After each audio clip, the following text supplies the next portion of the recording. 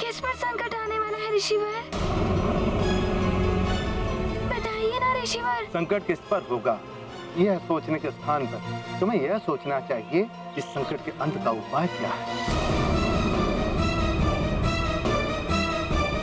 हनुमान, इस जम्बू द्वीप में स्थित भारतवर्ष की भूमि पर अनेक ऐसे देवस्थान हैं जो तीर्थों के रूप में स्थित हैं, जिनके पूर्ण प्रताप से बड़ी बड़ी आदि व्याधियां ही नहीं, आसन्न मृत्यु भी टल जाती है। ऐसा ही एक तीर्थ स्थल है ब्रह्मंडू तीर्थ, जहां मृत्युंजय महादेव ज्योतिर्लिंग के रूप में साक्षात वास करते हैं। वहां सपरिवार जाकर उनके दर्शन एवं पूजन करने से तुम्हारे परिवार पर आया हुआ ये संकट टल सकता है पुत्र। अच्छा, तो ऐसा प्रताप है उस ज्योतिर्लिंग के दर्शन और पूजन में? हाँ हनुमान, असाध्य रोग, आदि व्याधि, अकाल मृत्यु, हर प्रकार के संकट हर लेते हैं मृत्युंजय महादेव।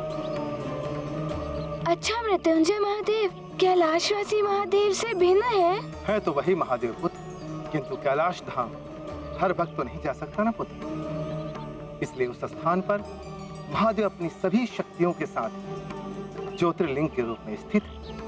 इसी प्रकार अनेक देवी देवता विभिन्न स्थानों पर किसी न किसी लीला के द्वारा अपने अपने अंश के रूप में भक्तों के कल्याण के लिए स्थित हुए।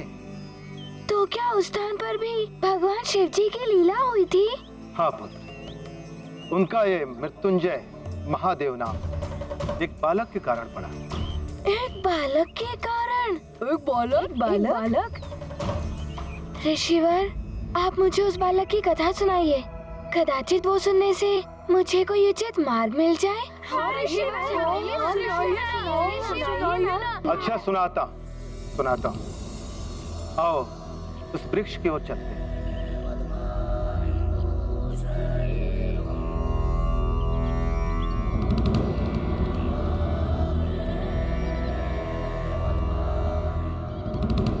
बालक, आदिकाल में एक बहुत बड़े तेजस्वी ऋषि थे, मृकंडु।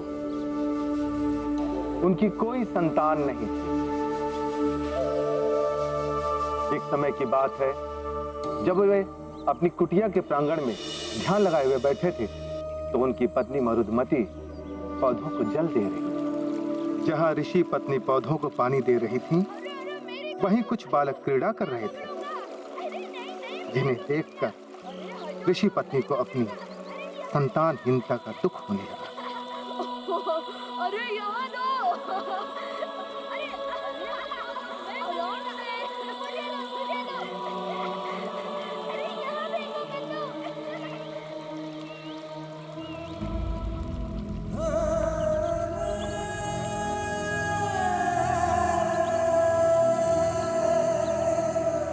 मरुदमती,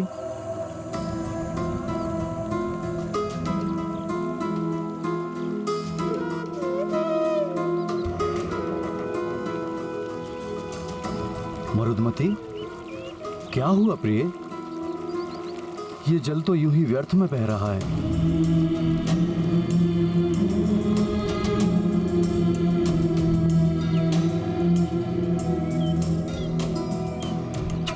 तुम्हारी पीड़ा मैं समझ सकता हूं मरुदमती।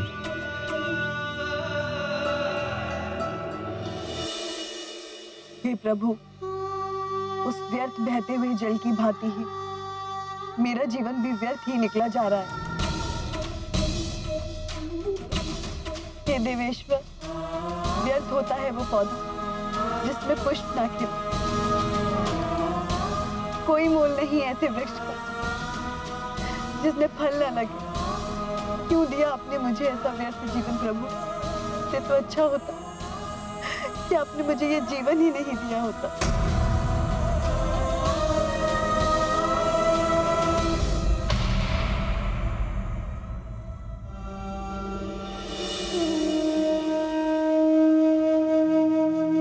मरुदमती, उठो प्रिय।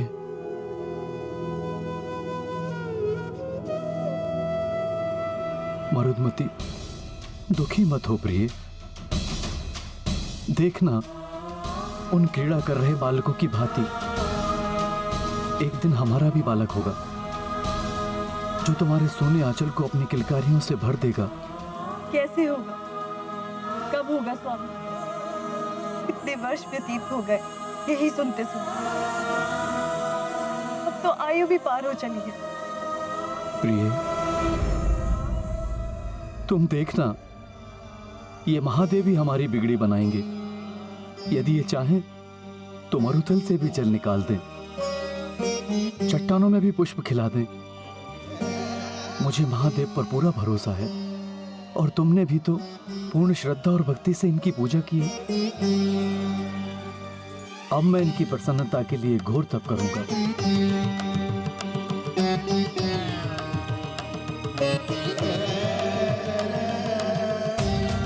ये भोलेनाथ अवश्य ही अपने प्रसाद से तुम्हारा आंचल भर देंगे।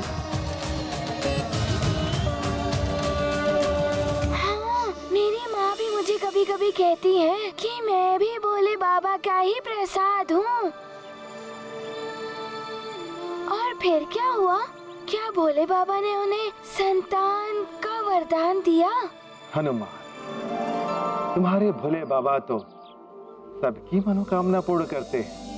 उन्होंने ऋषि मृकंडू को भी वरदान दिया, किंतु वरदान सहजता से नहीं मिलता। उसके लिए उन्होंने वर्षों तक कठिन तपस्या की, वो भी बहती हुई झील में एक पांव पर खड़े रहकर। एक पांव पर? हाँ, वर्षा, धूप, शीत, कुछ भी हो, उनकी तपस्या अनवरत चलती रही।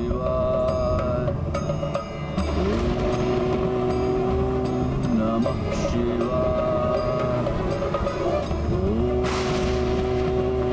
नमः शिवाय, नमः शिवाय। दिन निकले, मास व्यतीत हुए, ऋतुएं परिवर्तित हुई। वर्षों की घोर तपस्या के पश्चात अंततः वो दिन भी आ गया जब उनकी तपस्या अपने चरमोत्कर्ष पर पहुंच गई। नमः शिवाय, ओम नमः शिवाय, ओम नमः शिवाय। नेत्र खोलिए ऋषिवर मृकंडू।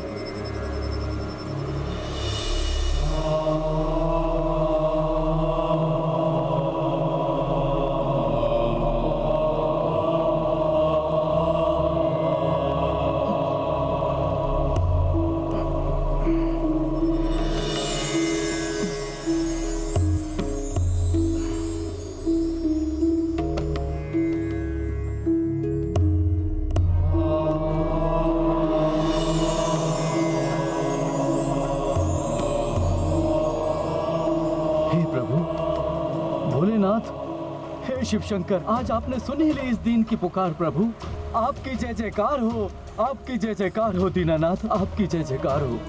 ऋषिवर मृकंडू, आपकी तपस्या सफल हुई। कहिए, क्या अभिलाषा है? हे देवेश्वर, आप तो अंतर्यामी हैं प्रभु। आप तो सबके हृदय में वास करते हैं। आपसे कुछ भी नहीं छिपा है प्रभु। किंतु इच्छित वर तो आपको प्रकट करना ही होगा ऋषिवर। हे प्रभु, ना तो मुझे धन संपदा की इच्छा है और ना ही राजपाट की अभिलाषा। मात्र एक संतान का वरदान दे दीजिए प्रभु। ऋषिवर मृकंडू, आप संसार का कोई भी अन्य सुख मांग लीजिए, आपको प्राप्त हो जाएगा। किंतु आपके भाग्य में संतान का सुख नहीं है।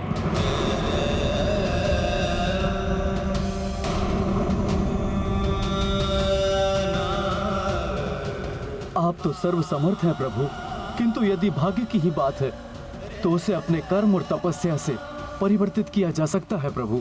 मैं और घोर तप करूंगा भगवान। मुझे तपोफल के रूप में मात्र संतान की अभिलाषा है। आपको और तपस्या करने की आवश्यकता नहीं है। आप तपोफल के अधिकारी हैं। मैं आपको पुत्र प्राप्ति का वरदान भी दूंगा। किंतु किंतु क्या प्रभु? ऋषिवर, आपको दीर्घायु पुत्र एवं तेजस्वी पुत्र में से एक विकल्प का चुनाव करना होगा। दीर्घायु पुत्र चुनेंगे तो वो कदाचित तेजहीन हो, दुर्बल हो। तेजस्वी पुत्र चुनेंगे तो उसकी आयु कम होगी। अच्छा, फिर क्या चुना ऋषिवर मृकंडू ने? दीर्घायु पुत्र या तेजस्वी पुत्र? अच्छा, तुम सब बताओ, उन्होंने क्या चुना होगा? तेजस्वी पुत्र, जो विद्वान और अपने कर्मों से अपनी एवं अपने कुल की कीर्ति को बढ़ाए, जिस पर माता पिता को गर्व हो, या दीर्घायु पुत्र, जो बहुत लंबे समय तक जीवित तो रहे किंतु अयोग्य हो, दुर्बल हो? मैं बताता हूँ ऋषिवर, हर माता पिता अपने पुत्र को चिरंजीवी भवः का आशीर्वाद देते हैं। इसलिए उसने मुकंडू ऋषि ने उन्हें दीर्घायु पुत्र का ही आशीर्वाद दिया होगा। आशीर्वाद देते हैं। तुम क्या सोच रहे हो हनुमान? मेरी माँ ने मुझे सदैव सीख दी है कि सत्कर्म और सद्गुणों से बड़ा और कुछ नहीं होता है। अपनी तेज और अपनी ऊर्जा से सबकी सहायता करो। मेरे पिताश्री ने भी मुझे सीख दी है कि भले ही पुष्प केवल एक दिन के लिए ही खिलता हो, किंतु वो अपनी सुगंध से सबको आनंदित कर देता है। अतः मुझे प्रतीत होता है कि स्वयं मृकंडू जी ने अवश्य तेजस्वी पुत्र की ही कामना की होगी। हनुमान, तुम्हारा कथन सत्य है। ऋषि मृकंडू ने भी गहरे विचार और मंथन के पश्चात यही विकल्प चुना था। प्रभु, तेजस्विता की आयु अनंत होती है। पुत्र यदि तेजस्वी होगा तो अल्प जीवन में ही उन्नति के चरम को स्पर्श कर लेगा।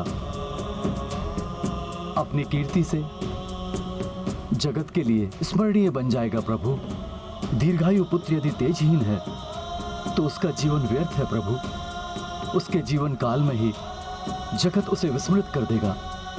हे प्रभु, मुझे तेजस्वी पुत्र की ही कामना है। तथास्तु।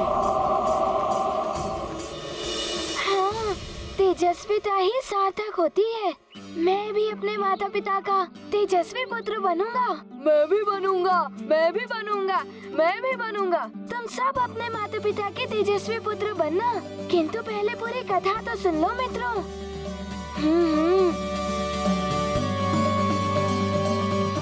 फिर क्या हुआ ऋषिवर? फिर कुछ समय के पश्चात मृकंडू ऋषि एक पुत्र के पिता बन गए। उनकी पत्नी पुत्र को पाकर सारा दुख भुला बैठी। बड़े प्रेम से उन्होंने अपने पुत्र का नाम रखा मार्कंडेय। मार्कंडेय? हाँ, तेजस्वी पुत्र मार्कंडेय, जिसकी कुंडली बनाने के लिए स्वयं देवर्षि नारद पधारे थे।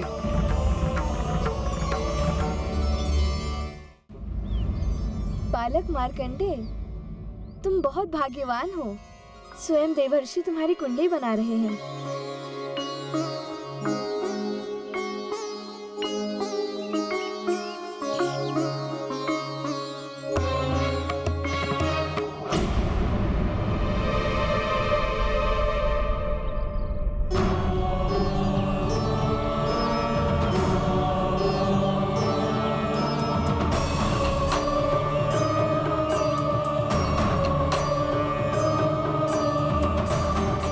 ये हो गए शिशु के ग्रह गोचर। नारायण नारायण।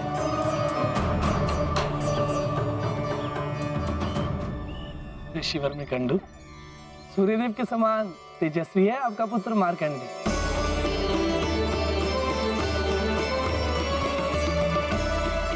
कार्तिक मुनियों की भांति ही विद्वान होगा ही। हाँ देवर्षि, इसका चौड़ा ललाट, इसकी उभरी हुई ये नासिका इसके तेजस्वी होने का प्रमाण है। ईश्वर इसे दीर्घायु प्रदान करे।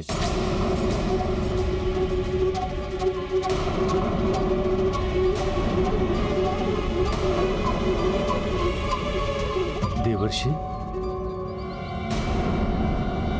आपके मस्तक पर यह चिंता की रेखाएं? सूर्य को अनायास ही ग्रहण लग जाए तो चिंता तो होती है ऋषिवर। कुंडली के अनुसार मार्कंडे अल्पायु का बालक है। अल्पायु? ठीक से देखिए देवशी, कहीं आपकी गणना में कोई त्रुटि? कोई त्रुटि नहीं है देवी। मार्कंडे की आयु मात्र 10 वर्ष की है।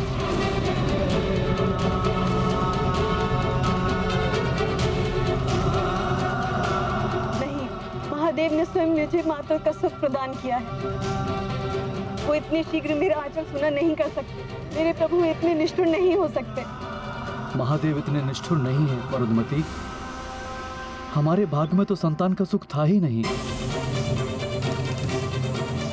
वो तो ईश्वर की कृपा है जो हमें ये आशीर्वाद प्रदान हुआ। किंतु क्या स्वामी? महादेव ने मुझसे कहा था, दीर्घायु अथवा तेजस्वी पुत्र में से मुझे किसी एक को चुनना होगा, और मैंने तेजस्वी पुत्र को चुना।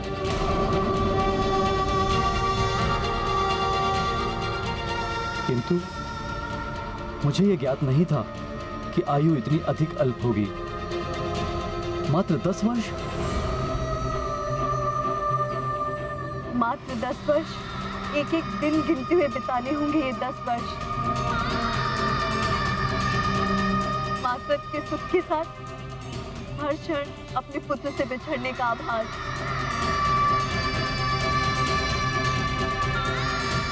ये वरदान है या अभिशाप?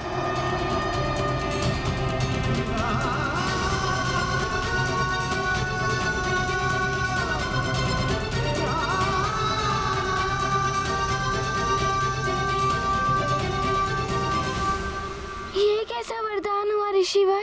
इतनी अल्प आयु, मात्र 10 वर्ष। 10 वर्ष तो बाल्यावस्था में ही निकल जाते हैं। 10 वर्ष की अल्पायु में कोई कैसे हो सकता है तेजस्वी बालक? क्या सेवा कर पाए होंगे वो अपने माता पिता की? बालकों, मार्कंडे वास्तव में ही बहुत तेजस्वी बालक था। 3 से 5 वर्ष की आयु में उसने अपने पिता से समस्त वेद पुराणों का ज्ञान प्राप्त कर लिया था। माता के आंचल का सुनापन मिट गया था। पिता को भी एक ध्येय मिल गया था। उनके जीवन को जैसे एक नई दिशा मिल गई थी एक बालक के आने से।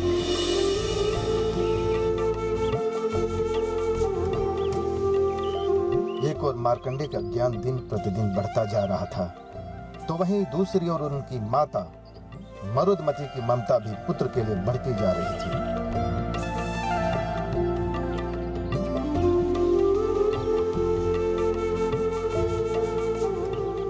मानो उपवन खिल उठे थे ऋषि मृकंडू और उनकी पत्नी के। 5 वर्ष का मार्कंडे अपने माता पिता की सेवा में लगा हुआ था। दौड़कर पुष्प लेकर आता पूजा के लिए, यज्ञ की वेदी सजाता, मां से पहले ही भागकर जल लेकर आता। अपनी माता पिता की सेवा में उसे बहुत आनंद आ रहा था।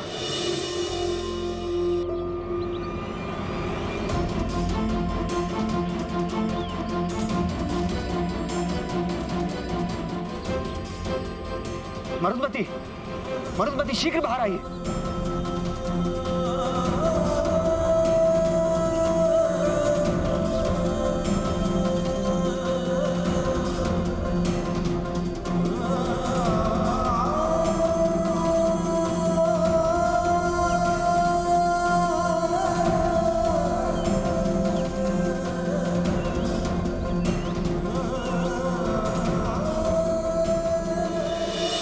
सत्य है ऋषिवर, अपने माता पिता की सेवा करने में तो मुझे भी बहुत आनंद आता है। हाँ ऋषिवर, फिर क्या किया उन्होंने? किंतु अब मार्कंडे जी के पास तो केवल 5 वर्ष बचे थे ऋषिवर। फिर क्या हुआ?